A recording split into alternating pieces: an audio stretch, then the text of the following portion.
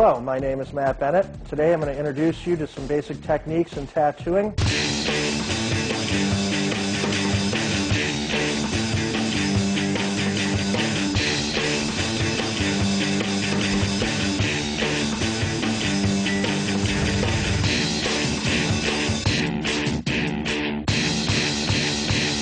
What we have here are two different styles of machine. One does outline, one does shading. The one that does outline right here is cut back a little bit so that it runs a little bit faster. It delivers a smoother line. The shader runs a little bit slower so you can focus on more detail and not move as fast. Okay, these are tubes. One is a Magnum and one is a liner. The Magnum tube is for shading. The shader needle that I'll be using today is a 7 mag. Has 4 on the bottom and 3 on top. At least that's how it should look when it's sitting in your tube, which I'll explain to you a little bit later. This is the tube. It is a 7 mag tube. It's designed only for this group, and you can't interchange groupings with different size tubes. It has to be specifically made for that needle group. This is a liner. This is, again, a disposable tube, a disposable needle. These are the most important tools you'll use.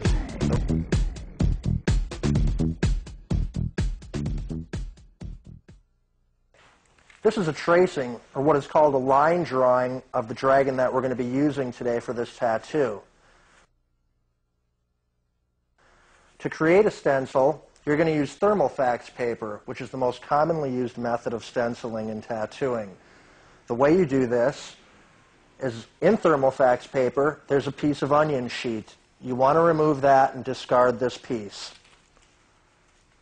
With your design, you want to lay it on top of the paper, tape it down firmly on each end, and trace it with something like a dull pencil. Anything sharp will rip through and ruin your design. If you don't tape it down, you can mess your design up underneath if you slip. Now we're going to start with our outline. First we're going to plug our machine in, and you'll grab your plug. The way you hook this particular machine up is insert the bottom, and it's spring-loaded and holds and just inserts in the top. Now you're ready to go. You want to step on your foot pedal. Make sure that you're at the right speed. You don't want your machine to sound sloppy or sputtery, and you don't want it to sound too soft like this. You want it to sound nice and crisp and clean without a lot of rattle going on, and you'll do that through your adjustment on your rheostat with your power unit. Again, we have our towel in hand. We're going to blot our machine off and make sure that there's no excess water left in there to contaminate our pigment and water it down, because that's not what we want. Then we're going to reach over here, turn our machine up just a little bit. As you start to working with your machine, you can start to see it slow down as time progresses with the tattoo, as pigment will get bound up in the tip and start to actually slow the machine down. So as that happens, you want to make sure that you keep it as clean as possible. And if you can't keep it that clean, turn your volume up a little bit. A little extra power will bring you right back up to where you need to be. And we're going to work from dark to light.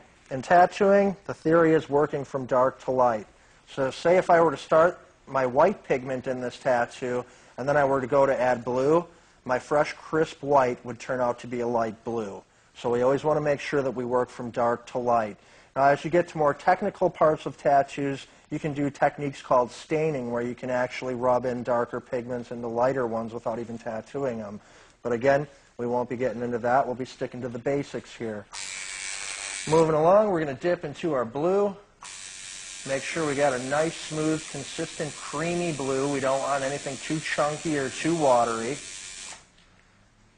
Go for our petroleum. Wipe down again. Now we're going to blot the needle off, make sure we can see where we're going. And now we're going to start laying blue, shading similar to the way that we laid the black. As we're laying the color over the black, don't be afraid to go over the top of the black with it. The black is an accent that'll make the existing color look like a darker shade, which actually works out really cool when you're moving along. Again, don't press too hard. You want just light shades in the beginning. You don't want anything in there too thick right off the bat. We'd rather start out light and wispy and gradually build.